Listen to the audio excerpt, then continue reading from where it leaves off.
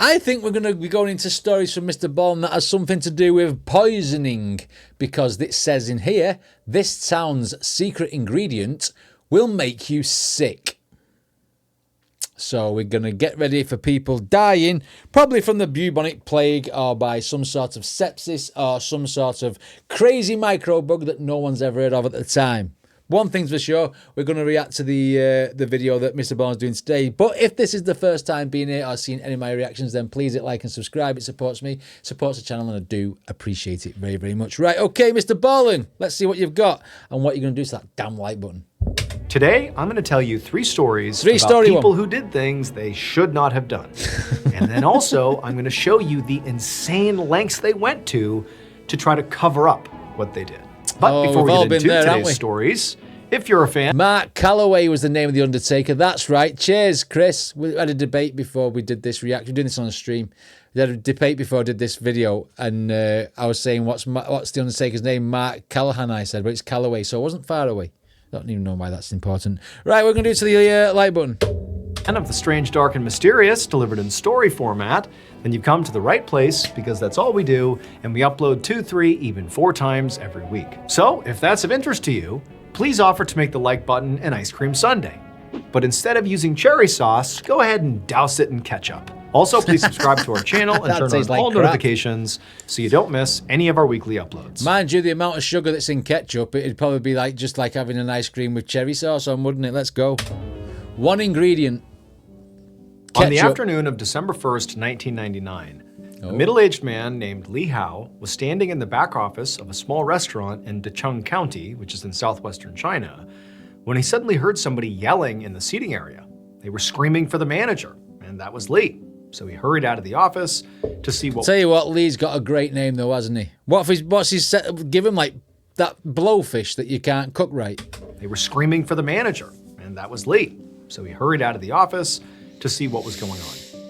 When he rounded the corner into the seating area, Li immediately saw this customer sitting at a table with a plate of food in front of him, and he was slamming his fists against the table over and over again, and he was screaming that his food tasted so disgusting that even pigs wouldn't eat it. And hearing this, Li felt totally exhausted and overwhelmed, because this was literally the 10th time today that a customer of his had complained about the food tasting bad. In fact, there had been so many complaints back to back to back that Li hadn't even had time to speak to the chef and figure out what was going on here. And so Li walked over to the customer's table and he bowed to show respect, and then he said he was so sorry for the inconvenience and told the man that his meal was on the house. When the door slammed shut behind him, like crap, Li kind of just looked around the restaurant and he realized that his normally very busy restaurant was actually now completely deserted. And so Li was totally frustrated, and he just turned around,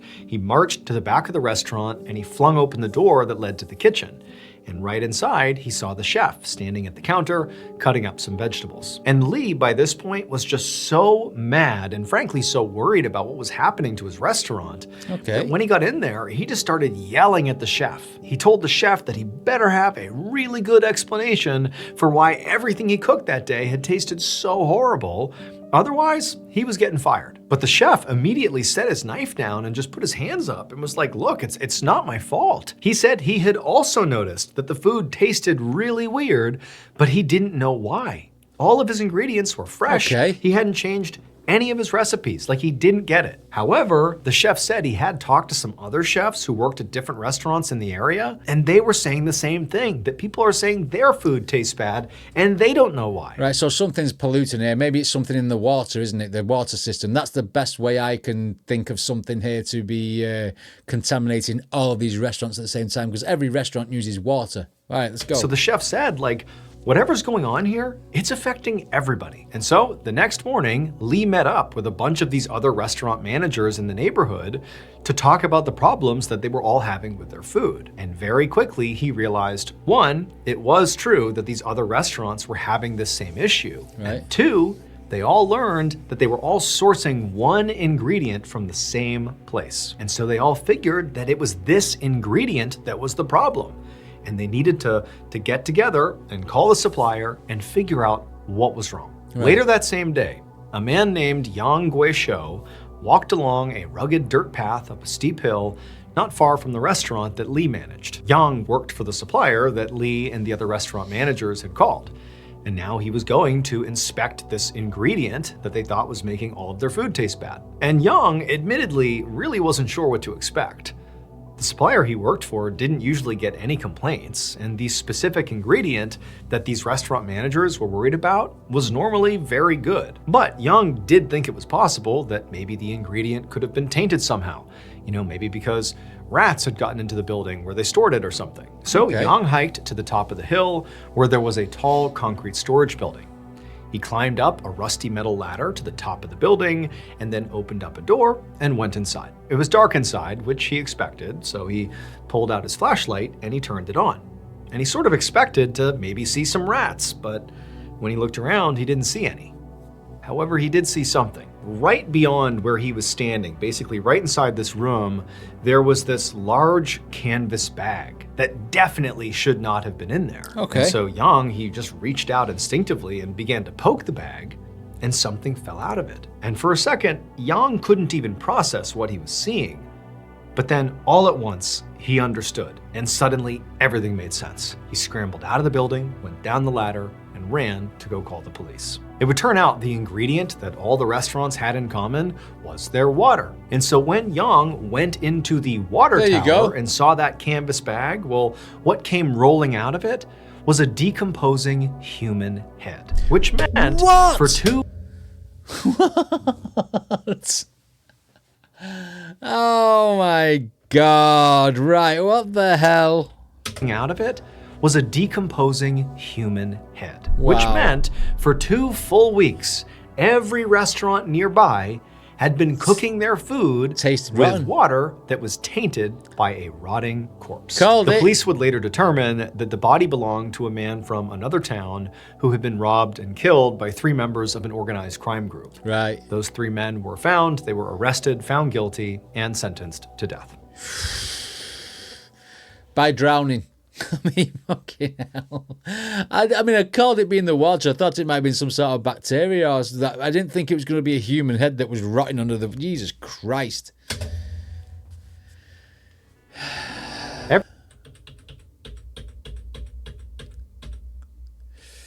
The bomber's vision.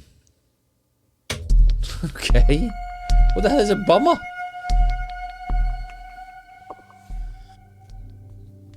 On the evening of March 5th, 1958, a 22-year-old man named Qasim bin Osman was eating dinner inside of his home in a small town in modern-day Malaysia when he suddenly heard somebody frantically pounding at his front door. Qasim was not expecting any guests, but he also wasn't really surprised by the noise, because Qasim was something called a bomo, which was basically like a shaman. He was very well known and highly respected in town, and so it was not unusual for people to show up at his house sort of unexpectedly, asking for help with various spiritual problems. So Qasim got up and he went to answer the door. And when he did, he saw 4 men standing on his porch, and he vaguely recognized them like he'd seen them around town before. One of the men introduced himself as Kor Agwan, and Kor said he needed Qasim's help because last night his wife had gone missing. He'd spent all day searching and still couldn't find her, and so he hoped that maybe Qasim could help. And when he heard this, Qasim felt a little bit uncomfortable. Generally speaking, he was very confident in his abilities as a healer, which was primarily what he did. He was like a spiritual healer. But he'd never helped find a missing... I'm not being funny. Spiritual healer, I don't believe in that mumbo jumbo, all that Reiki crap and all that crystals and medicine. Medicine is what you need. Well, depends if it comes from bloody Pfizer or something, you know what I mean? Don't trust them ones. Like a spiritual healer, but he'd never helped find a missing person before. So Qasim was honest and told Kor that he really didn't know if he could help, but he would try. And so Qasim invited all 4 men into his home, into his living room, and then while they were sitting down, he went into his supply room and he grabbed some matches and this large bowl that was filled with charcoal. And then with these supplies, he went back and met the group. Qasim then instructed everybody to sit in a circle on the floor. He explained that he was going to do a meditation ritual that was meant to help him clear his mind so he could tap into the energies around him.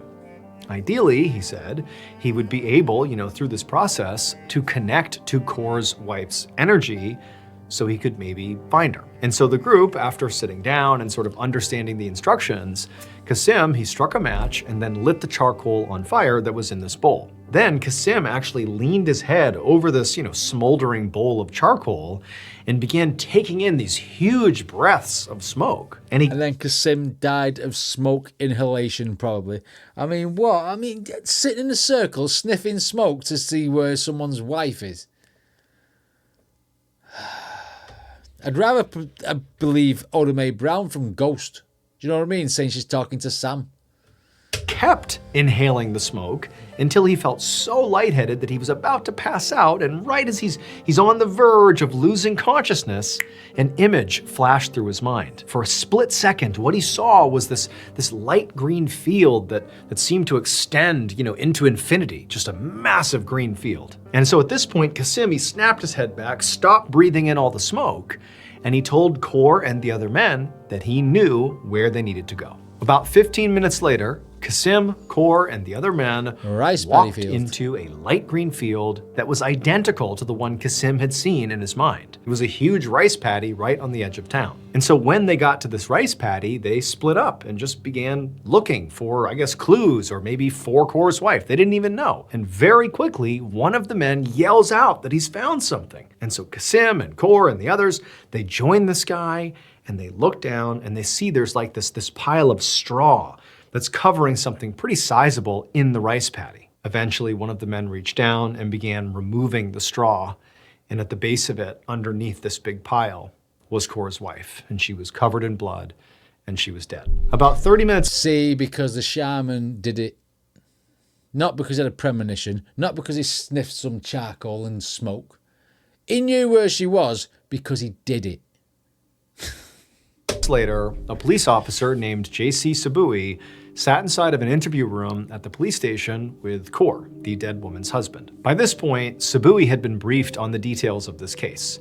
He knew that Kor's wife had gone missing about 24 hours earlier, that the town Bomo had apparently had this vision that led them to the rice paddy where her body was found, and that officers had actually already determined that she'd been beaten to death. Now, Sabui was trying to hone in on potential suspects, and the victim's husband was the most obvious place to start. So Sabui asked Kor to tell him more about the circumstances around his wife's disappearance. Kor explained that the night before she had left on her own to go for a late night walk and never came home. He said he didn't know of anybody who would have wanted to hurt her, but he did have a theory about her murder. He said his wife normally wore a lot of jewelry, but when he'd seen her body in the rice paddy, he'd noticed all of her jewelry was gone.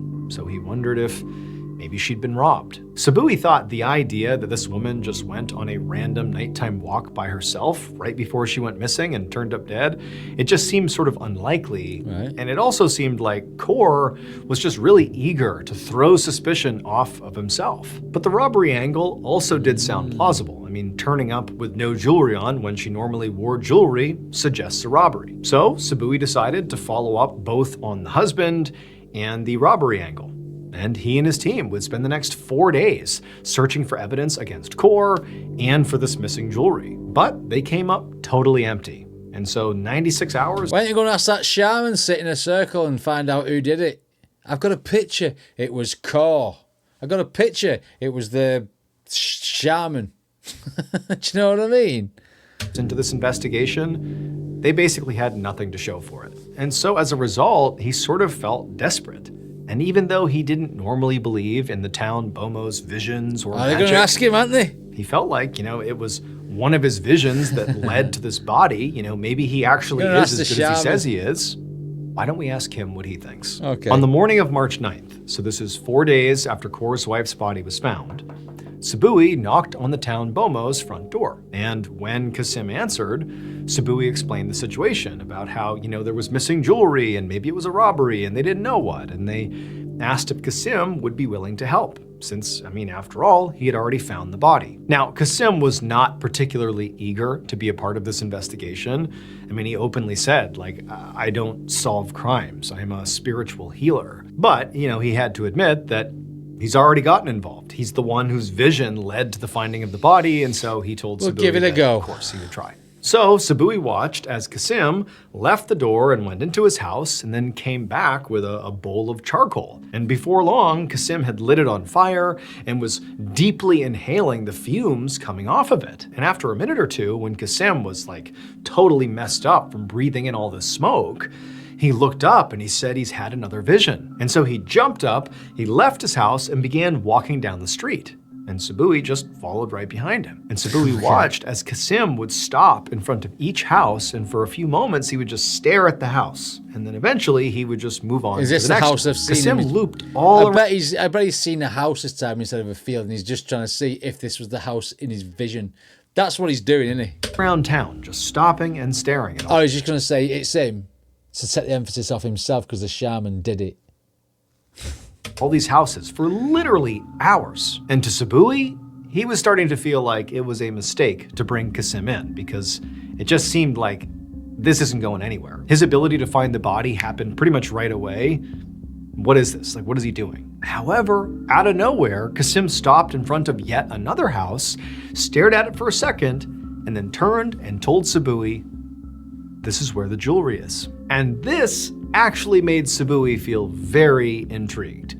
Because of all the houses that he thought Qasim might eventually stop in front of and suggest there was some clue inside, let alone the jewelry inside, this particular house had never entered Sabui's mind. Oh, okay. So given the weirdness of where they now were standing, Sabui called for backup. And then he and a team of officers searched this house. And lo and behold, they found Kaur's wife's missing jewelry inside, just like Qasim had said. And so despite Sabui's, growing skepticism around what Qasim can actually do, this was now the second time that Qasim had sort of had this big breakthrough in the case from his visions. Like, that was incredible. But the problem was the house that Qasim had led them to, where the jewelry was Qasim's own house. It would turn out Kaur's wife really did go on a walk by herself on the night she disappeared. But during that walk, she passed by Qasim's house. And when she did, Qasim attacked and killed her and then stole her jewelry and hid her body in the rice paddy. Apparently, he thought pretending to help with the investigation would make him look innocent. But the police quickly realized he wasn't magical, he was just guilty. After his arrest,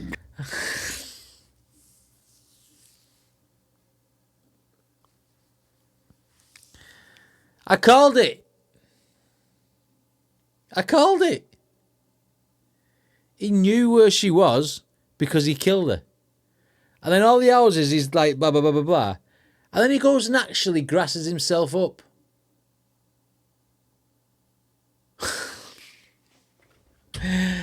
Didn't see that coming, did he? the police quickly realized he wasn't magical, he was just guilty. After his arrest, Qasim would give a full confession, and he was ultimately convicted of murder and sentenced to death. What a plonker. Why? Oh, here we go. Everyone called into the coffin. I've called 2 of these now, me. At 8 a.m. on August 22nd, 1974, a young man named Leo Feng sat on a long bench inside of a public mortuary in Hong Kong. He was sitting with about a dozen of his closest family members, and they were all facing the front of the room, looking at an open wooden coffin. Inside of the coffin was the body of Feng's older sister, 34-year-old Liu Fumin. Today was her funeral, And you know what? She's fuming. She's fuming. Liu is fuming. That's the dad joke you're getting on this one. Feng's older sister, 34-year-old Liu Fumin. Today was her funeral, and it was supposed to be a time for Feng and his family to come together and privately mourn their loss. Right. But they couldn't do that because they were literally outnumbered by the amount of newspaper reporters who were also in the room. And the reporters were milling around, taking notes, and even taking pictures of the body in the coffin. And this really upset Feng, because in his mind, the reporters were not treating his sister like a person. They were treating her like, the salacious headline she'd become ever since her death. So 1 week earlier, Feng's sister, Fumin, had been found strangled to death in a hotel room in Hong Kong. She had clearly been murdered. But that was not what had made her case such big news. What had made it news was the fact that Fu Min had been found without her face. Her killer had cut off her eyebrows, her eyelids, her nose, and her lips. Was it cast a try? And so now, as she lay in her open coffin, she looked grotesque. Since she didn't have eyelids, it looked like she was staring straight up at the ceiling with these huge glassy eyes. And without lips, it looked like she was baring her teeth in this horrible, morbid smile. But for Feng and probably the rest of his family, the worst part of all of this was not even the media attention. It was the police response. They hadn't arrested anyone for the crime yet. His sister's murder was still unsolved. And so as Feng is watching these reporters mill about, treating his sister like she's just some, freak show, and he's thinking about how disrespectful her killer was to her body and how the police seem so incompetent, it made him just so mad. But there was one thing that did bring him comfort. And that was the fact that he had actually come up with a plan that he believed would help him solve his sister's murder. And today, he was going to put that plan into action. Going to see the sat quietly with his family throughout the funeral service and tried his best to ignore the reporters. And then finally, when it was time for everybody to say their final goodbyes to his sister, Feng walked up to the front of the room, he reached into the pocket of his jacket, and he pulled out a giant knife. The next evening, on August 23rd, a police officer was doing her regular nighttime patrol through a neighborhood in Hong Kong that was not very far from where Liu Fumin's funeral had been held the day before. And as this policewoman was walking along, she glanced down an alleyway and she saw something that made her immediately stop in her tracks. There was a guy who was just laying on the ground, basically laying in this limp heap. And when she walked up to him, she could see there was blood all over him and some of his limbs were twisted and contorted and obviously broken. I mean, he looked like he had fallen from a great height. The policewoman immediately called an ambulance and then ran to the man's side. And sort of unbelievably, she found he was still alive. Right. And so she asked him what happened. And the guy, who's obviously in pain, he just kind of looked up towards the building right next to them. And as he's looking up, he said a woman had pushed him. When more officers arrived on the scene, they went to search for this woman who apparently was up on the roof. But there was no evidence of a woman or any kind of struggle at all anywhere on the top of the building or in the top floors of the building. There just was no sign that anything had happened. It was not until the police went to the hospital and re-interviewed the injured man, and he gave them a fuller statement about exactly who this woman was, that they understood why. It all had to do with Liu Feng, the brother of the murdered woman, and what he had done with that knife at her funeral. So when the injured man sort of came to in the hospital and he had stabilized a little bit and the police showed up and asked him to give more information about who pushed him off the roof, this was his description of the woman who pushed him. He said she had these big, horrible, glassy eyes and this awful, toothy grin, and she had no eyebrows, she had no eyelids, her nose was gone, her lips were... He's cut the face off his sister and he's gone up the stairs and pretended to be a woman and pushed her off. He's worn his sister's face. Surely not.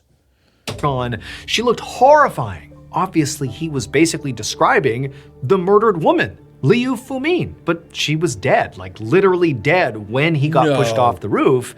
And so the police are like, that's not possible.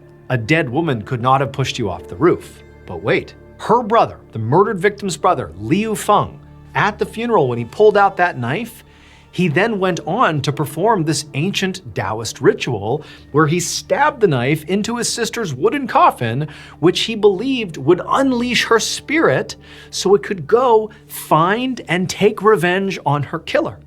And apparently it worked, because the man in the alleyway, after describing effectively the ghost of this murdered woman, then gave a full confession saying he was her killer. He would say that the reason he did it is because she rejected his marriage proposal. Fumin's killer was ultimately arrested, convicted. That is some messed up story. I'm thinking he's cut his girl's face off, his sister's face off, and posed as a woman and pushed this guy off because he suspected he was the killer. And then he gave a full confession. Rejected his marriage proposal. Fumin's killer was ultimately arrested, convicted of manslaughter, and sentenced to 10 years in prison. I give up with people, me. Some people are just messed up. Some people are just messed up. Totally and utterly. That guy, because she won't marry him, so she killed her.